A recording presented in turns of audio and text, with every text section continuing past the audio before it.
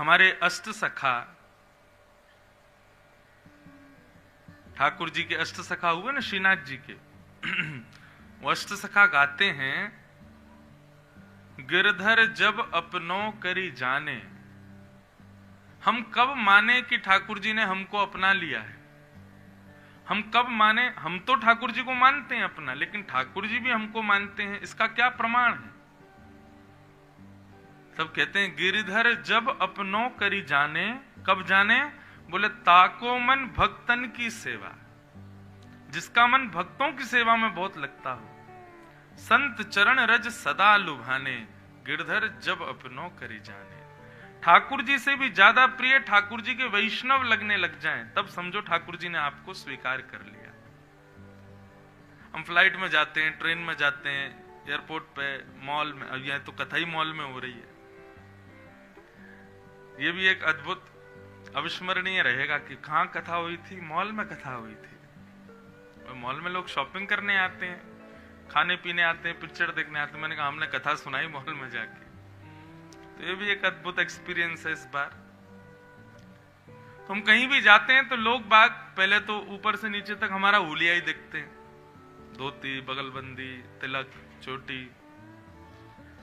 लेकिन कई लोग देखते ही नहीं है। कई लोगों का ऐसा भाव हो जाता है, वो जैसे तिलक देखते हैं, रूप देखते हैं, स्वरूप देखते हैं, तुरंत उनको प्रणाम करते हैं, जय श्री कृष्ण बोलते हैं, राधे राधे बोलते हैं, प्रणाम करते हैं, जो उनका भाव होता है वो बोलते हैं।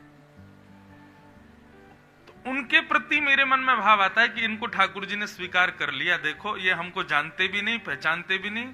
आजकल तो लोग पहचानने लगे तो पहचान करके प्रणाम करते हैं, पर कई बार लोग पहचानते भी नहीं है तो केवल स्वरूप देख करके ही जय श्री कृष्ण बोलने आ जाते हैं। तो मन में भाव आता है कि इसको ठाकुर जी ने स्वीकार कर लिया। क्यों? क्योंकि एक वैष्णव को देख के इसको प्रणाम की इच्छा हुई। गिरधर जब अपनों कर जाने, ताको मैंने भक्तन की सेवा, भक्त चरण रज सदा लुभाने। गिरधर जब अपनों कर जाने। मानस जी का एक प्रसंग मुझे इतना भाता है, मैं लगभग हर कथा में बोलता हूं कि विभीषण की कुटिया पर जब पहली बार हनुमान जी गए, रूप बदल करके गए, ब्राह्मण बन के गए। विभीषण उनको जानता नहीं है, उनको पहचानता नहीं है, लेकिन एक ब्राह्मण वेश में आए हनुमान जी को देख करके विभीषण बड़ा खुश हो गया और खुश होकर उनको दंडवत प्रणाम करने लगा। जय हो, बार बार उठे, प्रणाम करे, फिर उठे, फिर प्रणाम करे, फिर उठे, फिर हनुमान जी बोले भैया इतनी प्रणाम कर रहे हो, तुम हमको जानते हो? हनुमान जी बोले पहले पूछ तो ले, कहीं ऐसा तो नहीं पहचान गया हो। तो विभीषण कितना सुंदर उत्तर देते, बोले नहीं मैं आपको पहचानता नहीं हूं। तो इतनी प्रणाम क्यों कर रहे हो? एक से ही काम चल जाएगा, बार बार उठ रहे हो फिर प्रणाम कर रहे हो। बोले क्योंकि आप साधारण नहीं हो। हनुमान जी ने दर्पण में देखा, कहीं दिख तो नहीं रहा हूं मैं। फिर चेक किया तो फिर भी वो ब्राह्मण वेश में ही थे। बोले तो साधारण असाधारण क्या है मुझ में? बोले क्योंकि जब से आप मेरी कुटिया में आए और जब से मुझे दिख रहे हो, तब से मुझे राम जी की बहुत याद आ रही है, तब से मुझे मेरे राम जी बहुत प्यारे लग रहे हैं। अन्य दिन तो राम जी प्यारे लगते ही हैं, राम जी का भजन होता ही है, पर आज जब से आप मेरी कुटिया में आए हो तब से राम जी और ज्यादा स्नेही लग रहे हैं, तो निश्चित ही आप कोई साधारण नहीं हो। हनुमान जी समझ गए और तुरंत अपने वेश में आ गए। ये समझो ऐसी स्थिति जिसकी वो ठाकुर जी का स्वीकार का पात्र है। वैष्णवों को देख करके, संतों को देख करके, किसी के माथे पर तिलक देख करके, चंदन देख करके, हाथ में माला झोली देख करके अच्छा लगे, प्रशंसा होवे, मन में थोड़ी गदगद स्थिति हो, शीतलता जैसी लगे, तो समझो आपको ठाकुर जी ने स्वीकार किया। लेकिन किसी के इस भक्त वेश को देख करके आप उसका परिहास करो, मजाक उड़ाओ, तो समझो ठाकुर जी ने आपको ही ठुकरा रखा है। इसलिए भैया आज के बाद हमारी कथा की एक दक्षिणा हमको देके जाना। चाहे आप एयरपोर्ट पर जाओ, चाहे आप रेलवे स्टेशन पर जाओ, चाहे आप मॉल्स में घूमो, चाहे अपने ऑफिस में हो, कहीं भी हो, किसी भी वैष्णव को यदि देखो तो उसको हाथ जोड़ करके प्रणाम करते हुए जय श्री कृष्ण जरूर बोलना। सबको प्रणाम करो, वैष्णव वेश को प्रणाम करो। भले ही वो अपने चित्त से वैष्णव नहीं है, लेकिन उसका रूप वैष्णव है, तो भी उसको प्रणाम करो। ठाकुर जी के आप प्रिय बन जाओगे, और हमको यही करना है।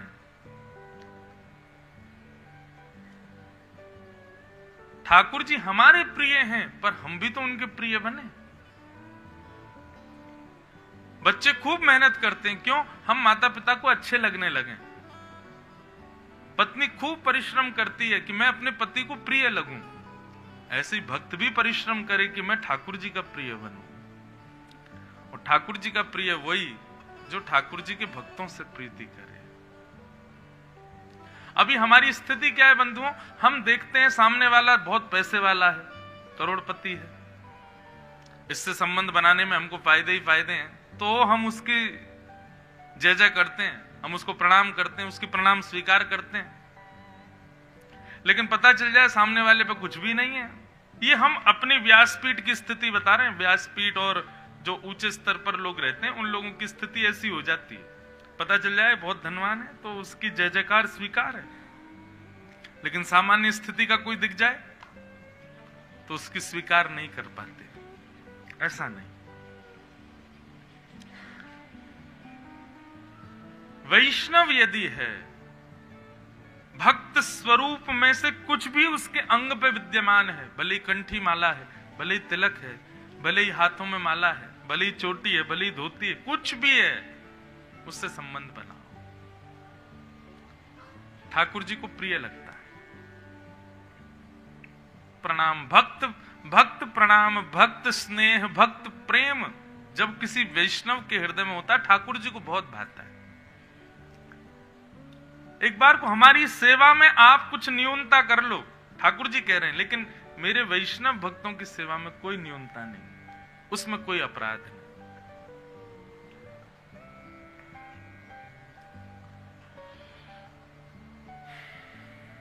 तो कल हम लोगों ने श्रवण किया, कथा क्रम में आगे चलें।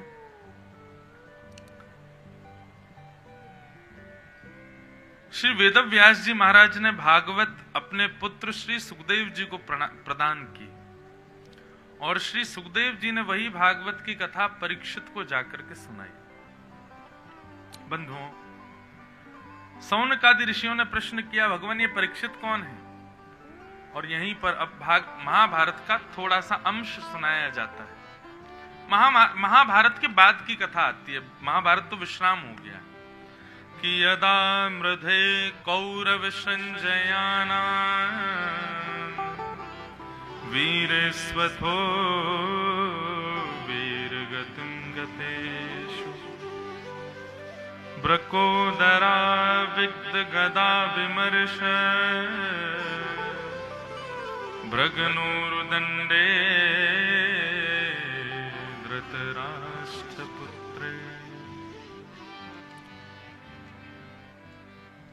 कौरव और दुर्योधन के बीच में, कौरव और पांडवों के बीच में युद्ध समाप्त हुआ। कौन जीते?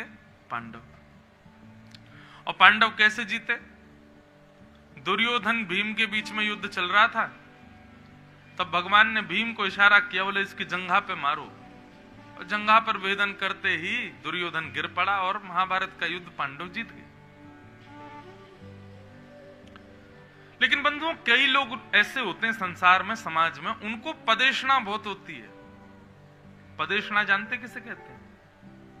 अपने पद का अहंकार, और हमारे पद की वजह से लोग अति सम्मान हमको दें, ऐसा भाव, ये पदेशना। और ऐसे लोगों की स्थिति क्या होती है? बदले की स्थिति, रिवेंज, बात बात पर। ये बदला लेने की स्थिति उन्हीं लोगों की होती है जिनको पदेशना होती है। अच्छा इसने मेरे साथ ऐसा किया, अब इसको बुलाते हैं हम अपने यहाँ, हम इससे दुगना करेंगे।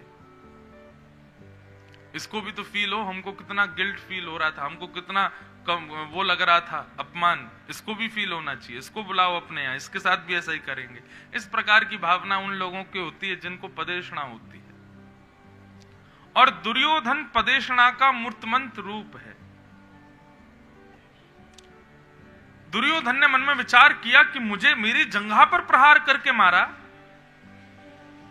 धर्म विरुद्ध कार्य किया, अब मैं भी करूंगा। और गुरुपुत्र अश्वत्थामा को बुला करके कहा, जाओ जाकर के सोते हुए पांडवों को मार दो।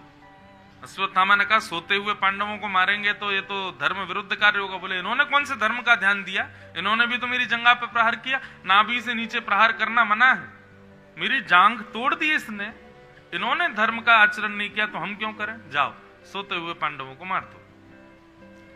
लेकिन रक्षक जब सुदर्शनधारी हैं तो कौन मारे।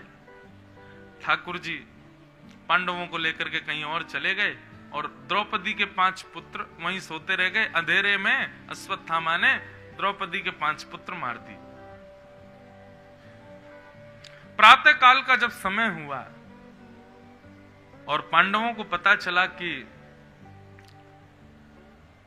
द्रौपदी के 5 पुत्र मार दिए,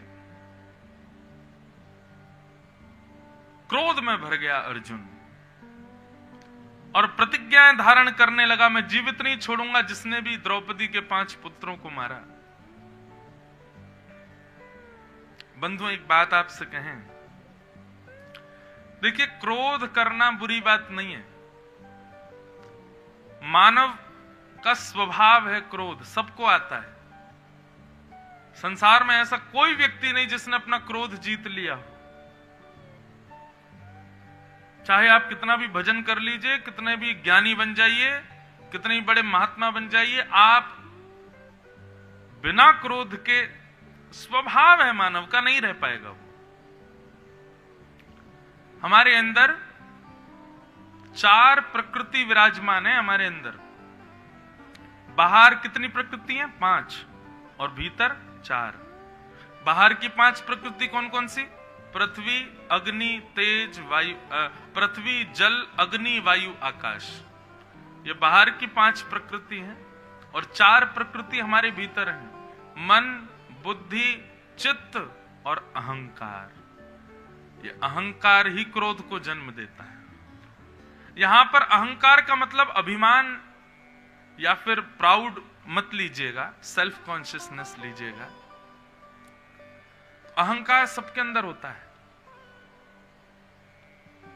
और वही अहंकार क्रोध को जन्म देता है, सबको आता है। क्रोध से आप कभी नहीं बच पाओगे, लेकिन क्रोध में बुरा होता है निर्णय। जो हम निर्णय लेते हैं वो बुरा होता है। तो क्रोध आने दीजिए, कोई बात नहीं, बस हमारी कई इतनी बात मान लीजिए, क्रोध में कोई निर्णय मत लीजिए कभी, क्योंकि क्रोध में लिया गया निर्णय आपके हित में कभी नहीं हो सकता। सदैव प्रतीक्षा कीजिए, क्रोध जब शांत हो जाए, क्रोध जब ठंडा हो जाए, तब निर्णय लीजिए। दूसरी बात, हम लोग भजन कब करते हैं? जब हमारे जीवन में दुख आता है। उल्टा करो, जब क्रोध आए तब भजन करो। जैसे लगे कि बेटा कुछ ऐसा कर रहा है जो आपको अच्छा नहीं लग रहा, तो पहुंच जाओ मंदिर में, भजन करो ठाकुर जी का, हरे कृष्ण कृष्ण कृष्ण हरे।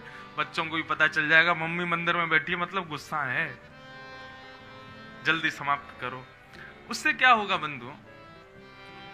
देखिए एक बात मेरी और स्वीकार कीजिए, वैसे तो यहां से हर बात स्वीकार करो, पर जिसको मैं कोट करके कहूं उसको जबरदस्ती स्वीकार करना। हाँ,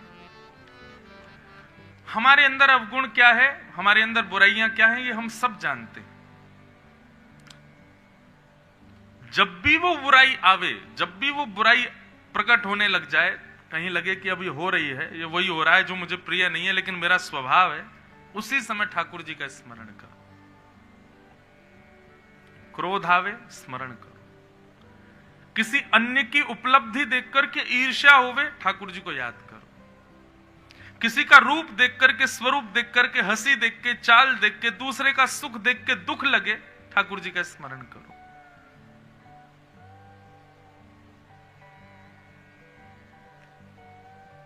एक बालक ने मुझसे एक प्रश्न किया, महाराज जी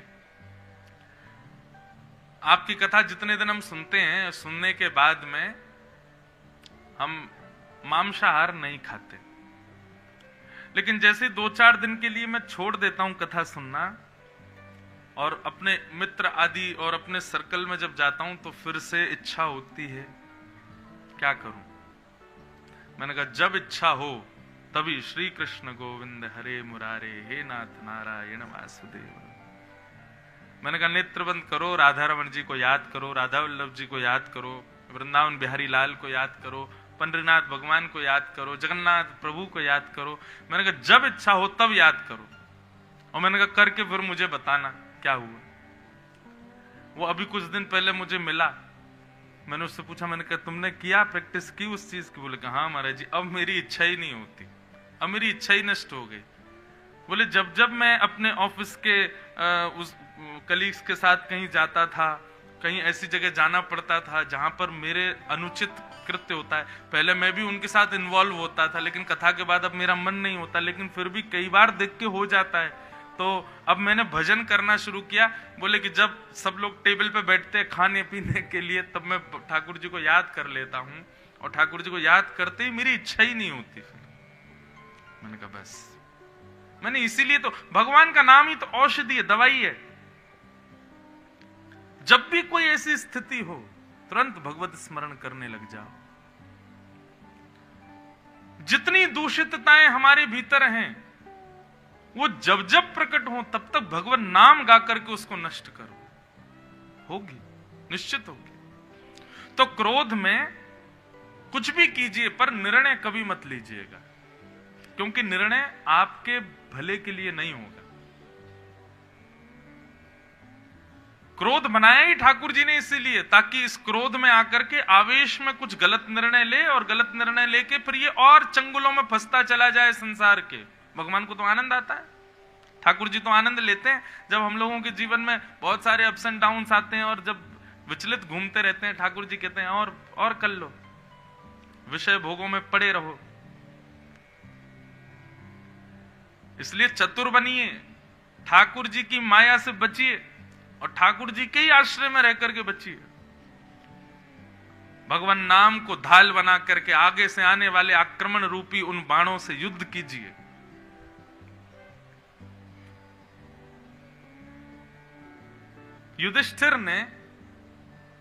युधिष्ठिर से यक्षराज ने एक प्रश्न किया। पूज्य पिताजी महाराज अपनी कथा में सुनाते, इतना सुंदर ये प्रसंग है। यक्षराज के कुछ प्रश्न हैं, वो प्रश्न युधिष्ठिर से उन्होंने किए। उसमें से एक प्रश्न करते हैं कि बताओ आश्चर्य क्या है संसार में, दुनिया का सबसे बड़ा आश्चर्य क्या है, जिनको हम 7 वंडर्स बोलते हैं। 7 ही हैं कि 8 हैं? 7 ही है ना, पहले 8 थे ना, 7 ही नहीं है? 7, ये ज्यादा जी के इनको आती है। 7 हमारे वृंदावन में भी 7 वंडर्स हैं, राधा वल्लभ, राधा रमण, वृंदावन बिहारी, मदन मोहन, गोपीनाथ, युगल किशोर, और कौन बचे? हाँ, अरे इनको कैसे भूल गए? कुंज बिहारी। आपको पता बांके बिहारी का असली नाम क्या है? कुंज बिहारी। पहले कुंज में विराजते थे ना, लता पत्रों में ही विराजते थे श्री कुंज बिहारी, फिर बाद में मंदिर में विराज गए। फिर मॉडर्न लोगों ने कहा ये बांकी अदा से खड़े हैं तो इनका नाम बांके बिहारी। बाकी श्री स्वामी हरदास जी महाराज ने तो सदा कुंज बिहारी ही कहा, कुंज बिहारी श्री हरिदास। हमारे ब्रज में गाते हैं, श्यामा प्यारी कुंज बिहारी, जय जय श्री हरिदास दुलारे, श्यामा प्यारी कुंज बिहारी, जय जय श्री हरिदास दुलारे, तो ऐसे 7 वंडर्स हैं हमारे वृंदावन में, आश्चर्य। तो यक्षराज ने युधिष्ठिर से पूछा, बताओ संसार का सबसे बड़ा आश्चर्य क्या है? तो युधिष्ठिर ने इतना सुंदर उत्तर दिया कि सुलभम भगवन नाम जिह्वा च वशवर्तिनी तथापि नरकं यान्ते किमाश्चर्यमतः परम्। युधिष्ठिर कहते हैं भगवान का नाम इतना सुलभ है, सुलभ मतलब इजीली मिल जाता है। अगर बाहर शॉपिंग कर रहे जो लोग बाग हैं, इनसे भी जाकर के अगर आप पूछो कि भगवान का कोई नाम बताओ, तो ये भी कोई ना कोई नाम बता ही देंगे, सबको पता है। अन्य जाति अन्य पंथ के लोगों से भी जाकर के अगर आप पूछो कि भगवान के नाम क्या है, तो वो भी बता देंगे, भगवान का नाम सबको पता है। तो सुलभम भगवान नाम, भगवान का नाम बड़ा सुलभ है, सबको पता है। और उस नाम को गाने वाली जीभ हमारे वश में है। नाम कौन गाएगी? जीभ ही गाएगी। जीभ किसके वश में? हमारे वश में। तो भगवान का नाम इतना सुलभ है, उसको गाने वाली जीभ हमारे वश में है, फिर भी लोग नरक चले जाते हैं। इससे बड़ा आश्चर्य कोई नहीं है, इससे बड़ा दुनिया का कोई आश्चर्य नहीं है। क्यों? नरक कौन जाता है? जो भगवान नाम नहीं गाता वो नरक जाता है। बोले इतना सुलभ भगवान नाम, उसको गाने वाली जीभ हमारे वश में, फिर भी नरक में ताले नहीं लगे अभी तक।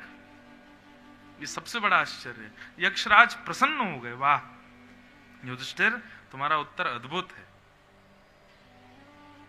इसलिए भैया भगवान नाम गाओ, 2 काम होंगे, आपका अवगुण भी नष्ट होगा और भगवान भजन भी हो जाएगा। तो आज ही लिस्ट बनाओ हमारे अवगुण क्या है, जब जब वो प्रकट हो तब तब हरि स्मरण करो, हरि को याद करो। और विशेष रूप से तो क्रोध की काल में, क्रोध जब आवे, दोनों मुट्ठियां ऐसे बांध लेना, कस के बैठ जाना। दुनिया में कोई कितना ही बड़ा क्रोध आपको आ रहा हो, बस उस समय हरे कृष्ण कृष्ण कृष्ण हरे हरे, हरे राम राम राम हरे हरे, श्री कृष्ण गोविंद हरे मुरारे, हे नाथ नारायण वासुदेव। जो आपको आता हो उससे ठाकुर जी का नाम गान करो। अर्जुन क्रोध में बोल रहा है कि द्रौपदी के 5 पुत्रों के हत्यारे को जीवित नहीं छोड़ूंगा। भगवान उस समय अर्जुन का हाथ पकड़ते हैं, अर्जुन क्रोध में निर्णय नहीं लो। लेकिन क्रोध में किसकी कौन सुनता है? अर्जुन ने अपना हाथ हटाया, बोले आप रहने दीजिए, आज मुझे लेने दीजिए निर्णय। भगवान बोले तो फिर लौट के मेरे पास मत आइयो, जब फंस जाएगा। और वही होगा, जब हम फंस जाते हैं तब ठाकुर जी के पास जाते हैं। ठाकुर जी तो पहले बहुत रोकते हैं हमको। सही बताना, जब भयंकर क्रोध आता है और हम कुछ अपशब्द बोलने जाते हैं, उस समय हमारी जीभ भी कांपती है, हमारे हाथ पांव भी कांपते हैं, रोकते हैं हमको, नहीं हम नहीं मानते। बाद में जब अनर्थ हो जाता है तब ठाकुर जी के पास जाते हैं, रक्षमाम ठाकुर जी कृपा करो। ठाकुर जी बोलते हैं मैं तो उस समय रोक रहा था, तेरी जीभ लड़खड़ा रही थी, तेरे हाथ पांव कांप रहे थे, तुझे रोक रहे थे मत बोल, लेकिन तू नहीं माना। अब क्यों आया मेरे पास? अर्जुन के साथ भी वही हुआ, प्रतिज्ञा ले ली मैं 5 पुत्रों के हत्यारों को जीवित नहीं छोड़ूंगा।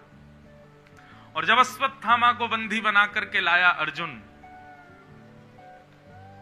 युधिष्ठिर ने कहा पहले बालकों की माता से आज्ञा ले लो, द्रौपदी यदि कहे तब मारना इसको। अर्जुन ने जाकर के द्रौपदी से पूछा, द्रौपदी ये तुम्हारे 5 पुत्रों का हत्यारा है,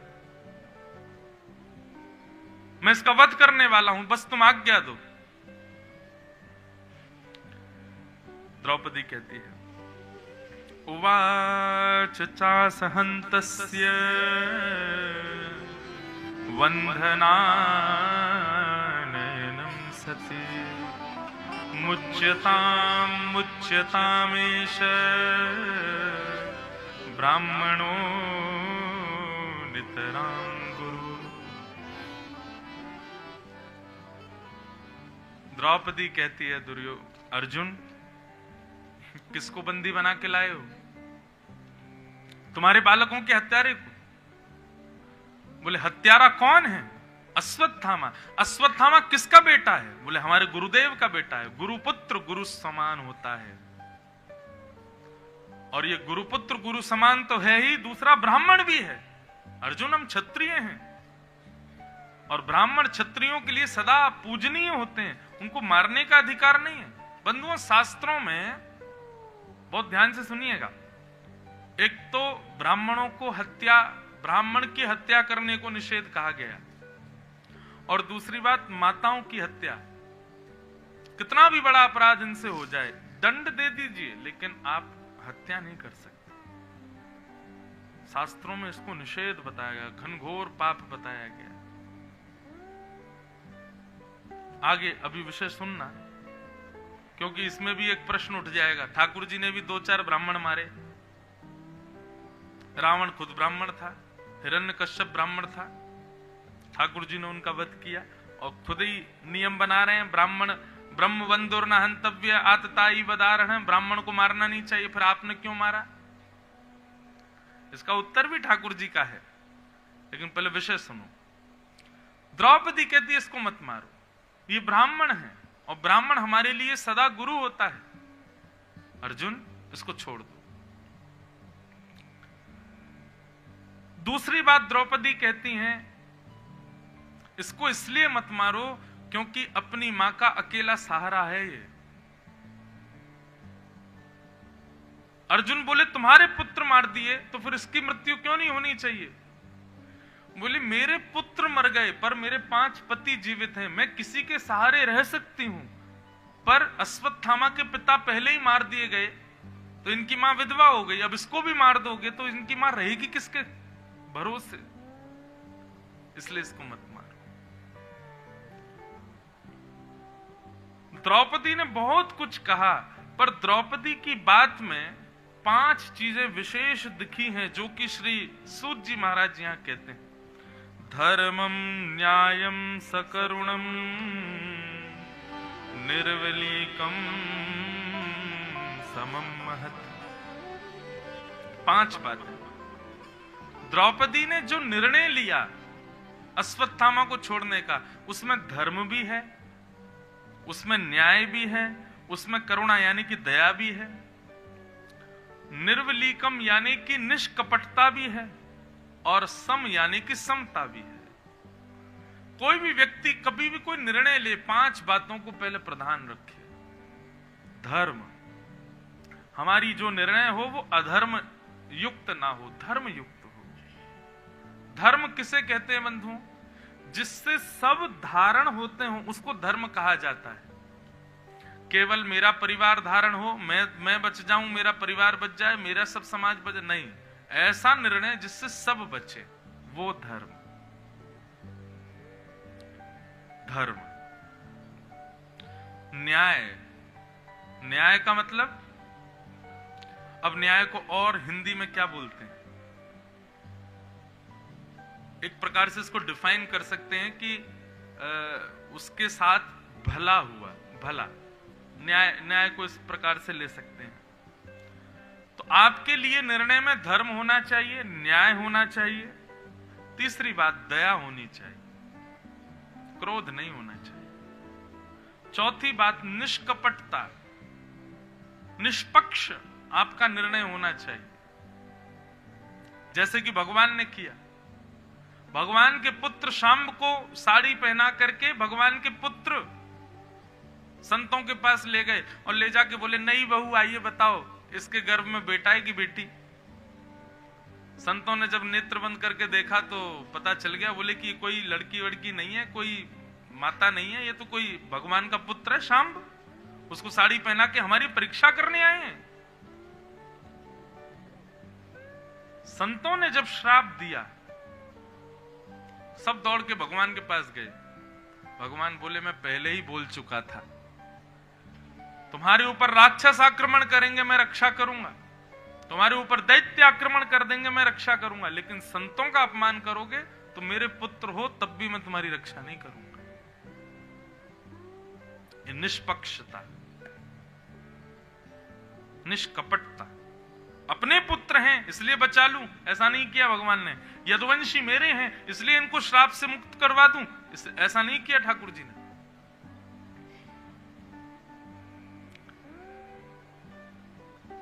और अंतिम जब निर्णय लें तो आपकी बात में समता होनी चाहिए, समान, समरस। तो द्रौपदी की बात में 5 चीजें थी, हमको भी इस बात का ध्यान देना चाहिए। द्रौपदी ने कहा इसको मत मारो, और अर्जुन यदि इसको मारने से मेरे 5 पुत्र जीवित हो जाएं तो अभी मारो, लेकिन ऐसा होगा नहीं, तो फिर क्यों मारना। परंतु एक ना हमारे शास्त्रों में एक भाव बताया गया, उसको आजकल मुहावरे के रूप में, या मुहावरा नहीं तो एक बात के रूप में बोलते हैं कि दूध का जला छाछ भी फूंक फूंक के पीता है, ऐसा बोलते हैं। लेकिन आजकल पता है लोग कैसे हैं, कॉफी पी गए, जल गए, जीभ जल गई, गिलास में पता नहीं चला गर्म है, दूसरा व्यक्ति पूछ रहा है गर्म तो नहीं, नहीं बिल्कुल गर्म नहीं, पी जा, और उसने जैसे पी बेचारा जल गया। तब आया मजा, हम भी जले थे, तो मैंने कि तू कैसे रोके, तू भी जल। हम लोगों का स्वभाव ऐसा हो गया है, हमें पता चल जाए कि जो हमने किया उसमें हमको बहुत कठिनाई हुई और उसी मार्ग पर दूसरा जा रहा है, तो हम क्या करते हैं पता है, नहीं नहीं बहुत बढ़िया, बहुत, तुम भी करो। हमारे मन में यह रहता है कि हमने जब भोगा तो ये कैसे बचे, इसको भी भोगवा। ये कायर व्यक्ति का लक्षण है, ये कपटी व्यक्ति का लक्षण है, ये दूषित व्यक्ति का लक्षण है। स्वभाव कैसा होना चाहिए, हम केदारनाथ गए और हमको जितनी उसमें दुविधा हुई, दूसरे केदारनाथ जाने वाले को हमने सब बिल्कुल सच सच बताया, भैया ऐसा है ऐसा है ऐसा है, अब तुम्हारे ऊपर, जाना चाहो तो जाओ। लेकिन हमको लगता है कि जब हमने इतने पैसे खर्च कर दिए, हमको इतनी कठिनाई हुई, तो ये कैसे पीछे रहे, इसको भी करवाओ। ऐसा नहीं। द्रौपदी कहती है पुत्र के मरने पर अर्जुन कितने कष्ट होते हैं ना मां को, मैं जानती हूं, और मैं जानते हुए भी वह कष्ट इसकी मां को होने दूं, ये मुझे भाता नहीं। माता पिता के लिए सबसे बड़ा कष्ट होता है उनके सामने उनके पुत्र की मृत्यु हो जाना, और मृत्यु हारी बीमारी से हो तो भी थोड़ा संभाला जा सकता है, लेकिन कोई मार दे, अर्जुन उसका कष्ट में बयान नहीं कर सकती तुमको। इसलिए मैं नहीं चाहती कि जिस कष्ट में इस वक्त मैं हूं, ऐसा लग रहा है हजारों बिच्छू एक साथ डंक मार रहे हो मेरे अंगों पर, मैं नहीं चाहती कि वो कष्ट इसकी मां को, इसलिए अर्जुन इसको छोड़ दो। इस बात को सुनकर के पूरी सभा स्तब्ध थी, लेकिन कोने में खड़े हुए द्वारिकाधीश के नेत्र सजल हो गए। और जैसे कोई कुछ अच्छा करता है तो हम उसको अपना संबंधी बताते हैं ना, ये हमारा भाई है, ये हमारा मित्र है, ये जो बोल रहा है ना मंच पे ये हमारा सखा है, ऐसा हम करते हैं। ठाकुर जी भी आसपास के लोगों से बोले मेरी बहन है, ये द्रौपदी मेरी बहन है। इसके अंदर दया देख रहे हो, पुत्र मार दिए उसके, लेकिन उस हत्यारे के लिए कह रही है कि इसको जीवित छोड़ दो, इसको मत मारो। क्यों? इसकी मां को मैं वो कष्ट नहीं देना चाहती। और श्री वेदव्यास जी महाराज कहते हैं आज द्रौपदी के वचन सुनकर के ठाकुर जी ने द्रौपदी का नाम बदल दिया, और द्रौपदी का नाम कृष्णा। निरीक्ष कृष्णापकृतं गुरु सुतम वाम स्वभावा कृपया नाम च। कृष्णा, मैं कृष्ण हूं, दया का देवता, और मेरी बहन कृष्णा दया की देवी है। दयालु व्यक्ति ठाकुर जी को बहुत प्रिय है बंधु। दया का स्वभाव बनाइए। दया, देखो 5 पांडव हैं, कौन कौन? युधिष्ठिर, भीम, अर्जुन, नकुल, सहदेव। एक प्रकार से महाभारत के कुछ एक संदर्भ को समझिए, बहुत ध्यान से सुनिएगा। मैं कभी कभी कथाओं में सुनाया करता हूं ये विषय। 5 पांडव किसी ना किसी गुण से युक्त हैं। जैसे कि युधिष्ठिर का गुण है धर्म, वो धर्म बहुत इसलिए उनको धर्मराज युधिष्ठिर कहा जाता है। आप कभी सीरियल भी देखेंगे महाभारत का, तो वहां भी धर्मराज युधिष्ठिर। क्यों? क्योंकि धर्म के विपरीत कोई काम करता ही नहीं दुर्योधन, इसलिए धर्मराज। और भीम का स्वरूप है बल, बहुत बलवान है। अर्जुन का स्वरूप है आत्मा, वो किसी से भी लग जाती है जिससे स्नेह हो जाए। नकुल का स्वरूप है सुंदर रूप, और सहदेव का स्वभाव है बुद्धि। तो धर्म, बल, आत्मा, स्वरूप और बुद्धि, ये 5 गुण हैं पंच पांडवों में। इन 5 में से ऐसा हो ही नहीं सकता कि सभागार में एक गुण भी आपके भीतर ना हो। कोई रूपवान है, कोई बुद्धिमान है, कोई धर्मवान है, कोई बलवान है, और किसी का स्वभाव आत्मा अर्जुन जैसी किसी से भी अटैच हो जाता है बहुत जल्दी। हर घर में एक व्यक्ति ऐसा होता है कि उसके अंदर इतनी दया होती है बेचारे के अंदर, कि कोई बेचारा झूठे को भी अगर मगरमच्छ के आंसू बहा दे तो वो भी उसके प्रति भी वो पिघल जाता है। ऐसे लोग होते हैं। वैसे तो हर आदमी अपने आप को ऐसा ही मानता है। कथा करते करते ना बहुत सारी चीजें अनुभव में आ जाती है। हर आदमी अपने आप को अच्छा ही मानता है। सबको यही लगता है कि ये वाला जो व्यास जी वाला जो गुण बता रहे हैं ना, जिसमें बहुत इमोशनल हो रहे हों, ये मेरा ये मैं ही हूं ऐसा। तो हम जब बोलते हैं तो श्रोताओं को देखते हैं ना, तो आपस में एक दूसरे से कहते हैं मेरी फीलिंग्स बोल रहे हैं महाराज जी।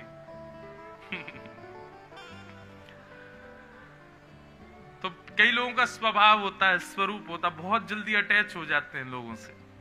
अर्जुन का ये स्वरूप है। तो मेरा कहने का अभिप्राय, 5 पांडवों के जो 5 गुण हैं, यहां इस सभागार में बैठे हुए हर इंसान के अंदर एक गुण तो है। या तो धर्म है, या फिर बल है, या फिर आत्मा है, या फिर बुद्धि है, या फिर स्वरूप है। परंतु मन में बात आती है, क्या ये 5 गुण कौरवों में नहीं है? कौरवों के पास भी है। कौरवों में भी कोई रूपवान है, कौरवों में भी कोई बलवान है। अरे बलवान, भीष्म पितामह आदि इतने बलवान थे कि क्या बताना। उनके संदर्भ में भी स्वरूपवान, रूपवान, बलवान, धर्मवान लोग हैं। तो इसका मतलब यदि ये 5 गुण हमारे अंदर हैं तो हम कौरव भी हो सकते हैं, पांडव भी हो सकते हैं। पर पांडवों के इन 5 गुणों के साथ 2 गुण और हैं एक्स्ट्रा। बहुत सावधानी से सुनो, बात समझ आ रही है ना? ये 5 गुण तो हमारे भीतर कोई ना कोई एक गुण तो है, लेकिन उस गुण के साथ हमें 2 गुण और एक्स्ट्रा चाहिए। और पहला गुण द्रौपदी यानी कि दया, और दूसरा गुण ज्ञान यानी कि श्री कृष्ण। यदि ये 2 गुण एक्स्ट्रा हमारे पास हैं, तो भले ही हमारे पास धर्म है, बल है, आत्मा है, बुद्धि है, स्वरूप है, लेकिन किसी भी एक के साथ में यदि दया यानी द्रौपदी, इनकी 5 की पत्नी, और कृष्ण रूपी ज्ञान यदि हमारे पास है, तो हम पांडव हैं। तभी हम महाभारत रूपी इस संसार को जीत पाएंगे। नहीं तो इस संसार में हर दिन कोई ना कोई हार रहा है।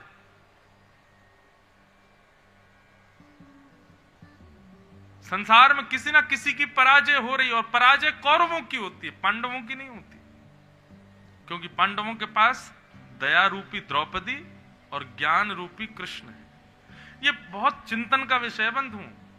भागवत को ना केवल 4 घंटे सुन के मत जाया कीजिए। यहां से जाने के बाद में व्यास जी क्या सुना रहे थे उसको थोड़ा सोचा कीजिए, थोड़ा उसको विचार किया कीजिए, तब आपके मन में प्रस्फुटित होंगी बातें।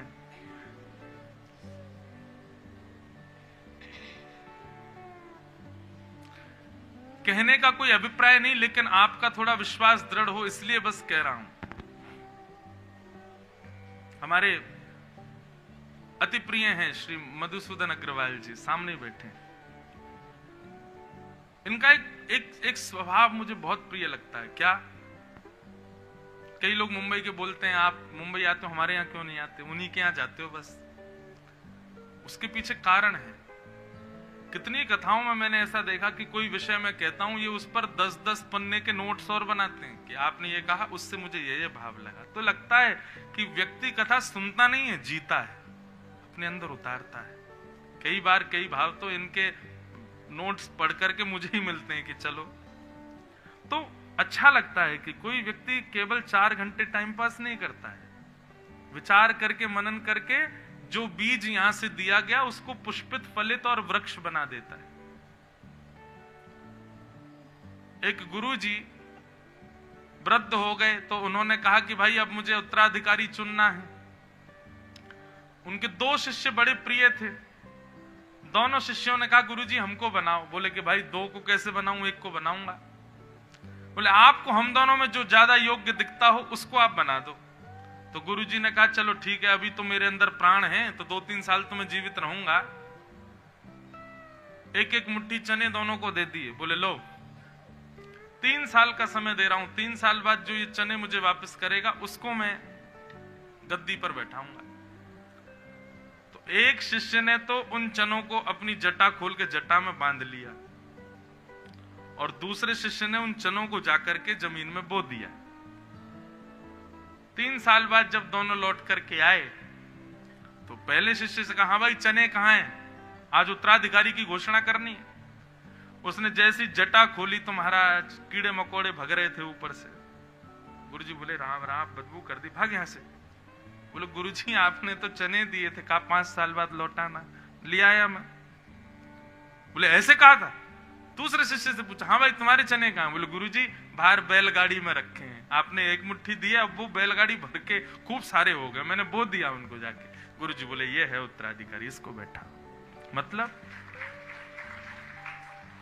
कहने का अभिप्राय यहां से केवल आपको बीज दिए जाएंगे, मैं कोई पेड़ पौधे नहीं दूंगा, फल नहीं दूंगा, बीज दे सकते हैं। व्यास बीज देता है और उस बीज को अंकुरित करके वृक्ष पुष्पित फलित करना ये श्रोता का धर्म होता है। कल अभी वृक्षों से याद आया, कल कथा के बाद में हमारे मोदी परिवार ने कितना सुंदर प्रसाद वितरण का भाव रखा। दुनिया में लोग कथा कराते हैं तो प्रसाद के रूप में मिठाई आदि देते हैं। आजकल लोगों को शुगर इतनी हो रही है, उसमें ऊपर से मिठाई प्रसाद मिल जाए, शुगर वालों को तो और बहाने मिल जाते हैं, अरे भागवत का प्रसाद है तो खा सकते हैं। लेकिन ऐसा प्रसाद दिया, क्या तुलसी के पौधे दिए सबको, जो लोग रह गए उनको मिल जाएंगे। ऐसा मत करना एक घर में 2-2 ले जाओ, भागवत जी का प्रसाद है, पाप लग जाएगा। 2-2 मत ले जा, 1-1 ही लेके जाना, हाँ सबको। तो देखो कितनी अच्छी बात, तुलसी का प्रसाद दिया। अब वो तुलसी पुष्पित होगी, फलित होगी। जब जब आप उस तुलसी को देखोगे तब तब आपको कथा की याद आएगी, कथा में मिला था। ऐसा प्रसाद दिया जिसके बहाने बार बार कथा याद आवे, बार बार वो विषय याद आवे, बार बार वो स्थिति याद आवे। तो इसलिए मोदी परिवार के लिए एक बार जोरदार करतल ध्वनि से ऐसे ऐसे भाव इनके प्रकट हुए। इनके छोटे छोटे बच्चे इतना मेहनत करके सब ये व्यवस्थाएं संभालते हैं, अच्छा लगता है देख करके। तो कथा चिंतन का विषय बंधु, प्रयास कीजिए कि कथा के बाद में, जैसे भोजन करने के बाद आपको शास्त्र आज्ञा करते हैं भोजनांते सत्पदम गच्छेत, भोजन के बाद 100 कदम चलना चाहिए तभी भोजन पचेगा। ठीक वैसे ही कथा के बाद में तत्श्रुण्वन प्रपठन विचारण परो, विचार करो, नहीं तो कथा अपच कर देगी आपको। जैसे भोजन अपच हो जाता है ऐसे कथा भी अपच हो जाएगी। वो पचेगी कब? जब उसका चिंतन करो। चिंतन का विषय है। तो 5 पांडवों में से कौन सा पांडव हमारे पास है आज खोजना। और फिर ये पूछना इस पांडव का द्रौपदी से हमने ब्याह कराया कि नहीं, दया है कि नहीं हमारे अंदर, और फिर हमने सखा रूप में कृष्ण को स्वीकार किया कि नहीं, मतलब ज्ञान, तभी हम इस संसार रूपी महाभारत को जीतेंगे।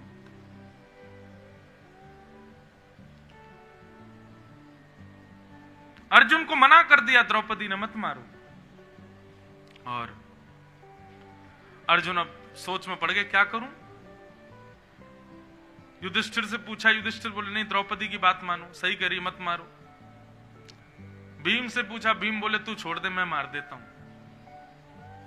नकुल सहदेव से पूछा तो नकुल सहदेव भी बोले नहीं, द्रौपदी की बात बिल्कुल ठीक है, वही माननी चाहिए। अब तो असमंजस पड़ गई, मारूं नहीं मारूं। तब अंत में भगवान की ओर देखा, भगवान बोले अब आ गया मेरे पास ही, मना कर रहा था ना पहले, निर्णय मत लो क्रोध में। भगवान आप ही बताओ, यदि मैं इसको मारूं तो द्रौपदी की आज्ञा नहीं है, और यदि मैं इसको छोड़ दूं तो मैंने प्रतिज्ञा ली थी कि मैं बालकों के हत्यारे को जीवित नहीं छोड़ूंगा, और क्षत्रिय या कोई भी कोई प्रतिज्ञा ले और उसको पूर्ण ना करे तो 2000 वर्ष के लिए उसको नरक जाना पड़ता है। क्या करूं, मारूं या छोड़ूं। भगवान अर्जुन से पूछते हैं, जो कहूंगा सो करेगा। गीता में भी भगवान ये बात कहते हैं, महाभारत के बीच में भी कितनी बार ठाकुर जी अर्जुन से पूछते हैं, जो कहूंगा सो करेगा। अर्जुन हाथ जोड़ के कहते, करिष्ये वचनम तव, आप जो कहोगे मैं करूंगा। ठाकुर जी बोले ठीक है, ब्रह्म बंधुर न हंतव्य आतताई वदार्हण। अर्जुन ब्राह्मण कैसा भी क्यों ना हो उसको मारना नहीं चाहिए, और छोटे बालकों का हत्यारा कोई भी क्यों ना हो उसको छोड़ना नहीं चाहिए। अर्जुन बोले मुझे चक्कर आ रहे हैं, अब मैंने किससे पूछ लिया, ये कैसा निर्णय दिया आपने, ब्राह्मण है इसलिए इसको छोड़ दूं, बालकों का हत्यारा इसलिए इसको मार दूं। भगवान बोले विचार करो अर्जुन, मृत्यु दंड ही सबसे बड़ा दंड नहीं होता, मृत्यु दंड से भी बड़े बड़े दंड होते हैं। अर्जुन ने तब विचार किया कि ठाकुर जी क्या कहना चाह रहे हैं, तो समझ गए। बोले कि ऐसा कुछ करना है कि ये मरे भी ना, और इसको मृत्यु दंड से भी बड़ा दंड भी मिल जाए। तब अर्जुन ने विचार किया, ये गुरुपुत्र है, सब लोग इसको प्रणाम करते हैं, सब लोग इसको वंदन करते हैं, बहुत सम्मान करते हैं इसका, और आज वही सभा बैठी है जो इसका सम्मान करती है। सबके मध्य में अर्जुन ने उसका अपमान किया, उसकी मूंछ, दाढ़ी और आधे केश मूड़ करके उसके शिखा का छेदन कर दिया, और मणिम जहार मूर्धन्यम, उसके मस्तिष्क से ब्रह्म तेज की मणि को निकाल लिया और धक्के देकर के भगा दिया। क्या किया बताओ, भरे समाज में अपमान। ये मृत्यु दंड से भी बड़ा दंड है। क्यों, मृत्यु दंड में तो व्यक्ति मर गया, उसको पता ही नहीं चला कि उसने क्या किया, परंतु किसी व्यक्ति को अपमानित कर दो और फिर जीवित छोड़ दो, जब जब जिंदा रहेगा तब तब मरता ही रहेगा। बोले मैं इससे बढ़िया तो मार ही देते। और अश्वत्थामा तो चिरंजीवी और है, वो तो आज तक भी जीवित है। इस प्रकार अर्जुन ने अश्वत्थामा को वहां से निष्कासित किया। पर वही बात, अश्वत्थामा के अंदर भी पदेशना है, बदला लेने के लिए सोचने लगा, अरे भरी समाज में मेरा अपमान किया अर्जुन, मैं तुझे छोड़ूंगा नहीं। बंधु एक बात बोले, कई लोग इस बात से असहमत होते हैं कि आप महाराज जी बदला लेने को बुरा क्यों मानते हो। किसी ने हमारे साथ गलत किया और वो व्यक्ति विचार करे कि अब मुझे भी ऐसा करना चाहिए, तो इसमें गलत क्या है, तो संसार का टिट फॉर टैट। और फिर एक और वो मुहावरा भी कहते हैं, जैसी करनी वैसी भरनी, उसने जैसा किया वैसा भरेगा। देखो हमारी एक बात सुनिएगा,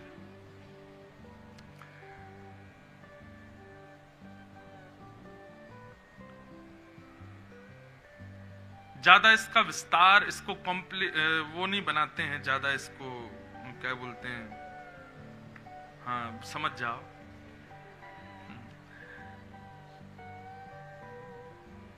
पर इतना समझ लीजिए कि जब कोई कुछ गलत करे, आपके लिए वो अनुचित है, लेकिन कई बार उसके लिए वो उचित होता है। वो अपनी विचारधारा से कर रहा है।